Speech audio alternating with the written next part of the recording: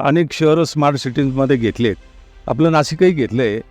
आणि त्यांनी सगळ्यात महत्त्वाचं म्हणून नाशिकचं जे गावठाण आहे ते स्मार्ट सिटीमध्ये घेतलं आहे.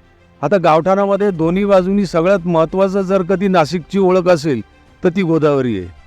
आणि गोदावरीसाठी कोट्यवधी रुपये खर्च झाले, खर्च होत आहेत, परंतु त्याचा कवडीचाही उपयोग झालेला नाही आहे. गोदावरी जी प्रदूषित आहे ती तशीच आहे. आणि जे प्रदूषित करणारे ते सुद्धा सर्व पांढरपेशे लोक आहेत.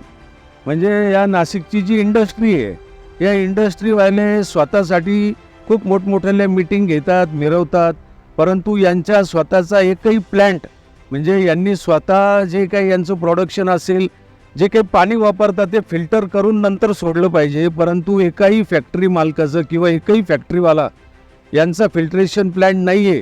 आणि त्याच्यामुळं खऱ्या अर्थाने गंगा प्रदूषित झाली.